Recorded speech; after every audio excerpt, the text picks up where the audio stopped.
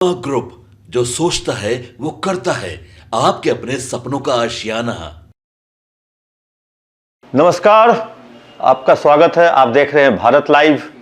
Bharat live के special कार्यक्रम झाजी का विश्लेषण में आप सोच रहे होंगे झाजी का विश्लेषण में आज झाजी खुद अकेले क्यों हैं, क्योंकि आज पॉलिटिकल एक्टिविटी बहुत है बिहार में और हमारी टीम के बहुत सारे लोग जहां तहां गए हुए हैं, वो नहीं पहुंचे हैं लौट के अभी तक, लेकिन झाजी का विश्लेषण तो करना है और करना तो पड़ेगा।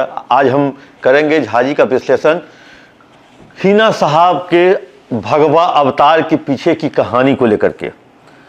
आखिर कुछ तो बात है, या आखिर हिना साहब का जो भगवा अवतार है ये क्यों हुआ है, कैसे हुआ है, किसके कहने पे हुआ है, इसके पीछे की कहानी क्या है।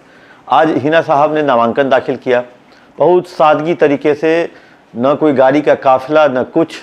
जिस ज़माने में साहबुद्दीन नामांकन दाखिल करते थे तो उस ज़माने में गाड़ियों का काफिला लगता था। हिना साहब अपने घर से निकली, गणेश जी के मंदिर में गई, गणेश जी का पूजा किया, वहाँ पे लड्डू चढ़ाया। लड्डू चढ़ाने के बाद एक पीला रंग का और एक भगवा रंग का गमछा अपने गले में लपेटा और जब जाके वो 2 सेट में अपना नामांकन करती है। अब आप लोग समझना चाह रहे होंगे इसके पीछे कहानी क्या है।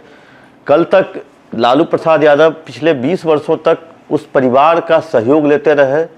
एक बार तो सत्ता में आने के लिए भी उन्होंने सहयोग लिया और उसके बाद आज उनके निधन के बाद, इंतकाल के बाद, साहबुद्दीन के इंतकाल के बाद एक व्यक्ति भी लालू परिवार से उस घर में मिलने नहीं गया, पूछने नहीं गया, कुशल क्षेम जानने तक नहीं गया। और वहाँ पर वो हिना साहब अंतिम समय तक, कहें तो अंतिम समय तक इंतजार करती रहीं जो आरजेडी से उनको टिकट मिलेगा साहबुद्दीन जी के जगह पर, लेकिन वो टिकट उन्हें नहीं दिया गया। वो टिकट वैसे व्यक्ति को दिया गया जो कभी साहबुद्दीन के चुनाव मैनेजमेंट कमेटी में हुआ करते थे, अवध बिहारी चौधरी। ठीक है, वो लगातार वो विधायक रहे वहाँ से, लेकिन साहबुद्दीन के दरबार में उनकी हाजिरी लगती थी। उनको आरजेडी ने टिकट दिया। अब ठीक है, अब कितनी लड़ाई में है वो तो समय बताएगा। जेडीयू को इस सीट मिली, बीजेपी इस सीट पर लड़ना चाहती थी। बीजेपी से 2 कैंडिडेट की तैयारी भी हो गई थी उतारने की, मिथिलेश तिवारी और मंगल पांडे का क्षेत्र भी है सिवान, उसको लेकर के एक तरह से तैयारी भी हो गई थी। लेकिन अंतिम समय में जेडीयू ने ये सीट ले लिया। अब जेडीयू ने किसको दिया, तो जेडीयू ने अननोन चेहरा है विजय लक्ष्मी, जिनका उस सिवान में कोई मतलब कहें जो पॉलिटिकल वर्चस्व नहीं है। उनको वहाँ के लोग शायद ही जानते हैं, पार्टी को जानते हैं जेडीयू को, लेकिन विजय लक्ष्मी को उतना नहीं जानते हैं।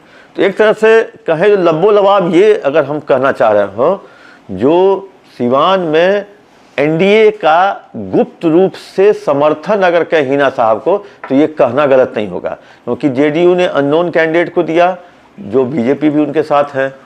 और एक तरह से कहें जो हिना साहब आज भगवा गमछा लपेट कर नामांकन दाखिल करने पहुंची, तो ये भगवा तो लोग जानते हैं बीजेपी के नाम से, क्योंकि बीजेपी के नेताओं का या बीजेपी के लोगों के गले में भगवा गमछी रहता है, झंडा रहता है।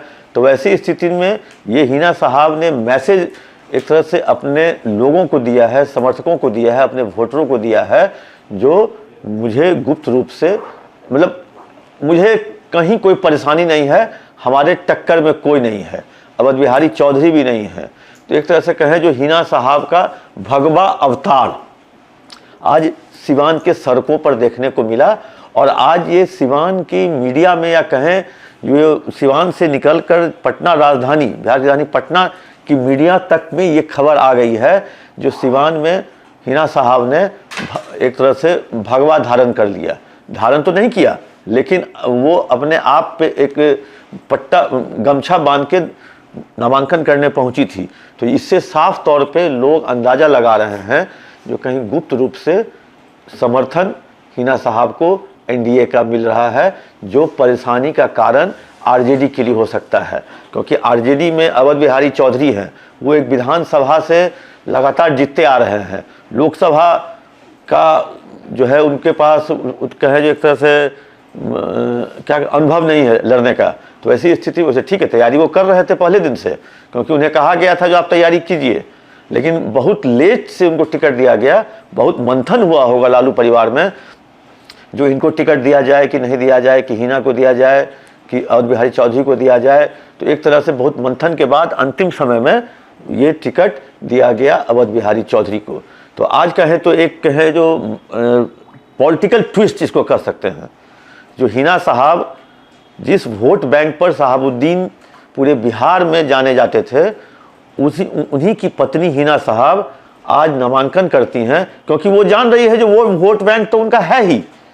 वो जो पति जो वोट बैंक बना करके गए हैं उनके शहाबुद्दीन, वो उस पर तो उनका क्लेम है ही, दावा है ही।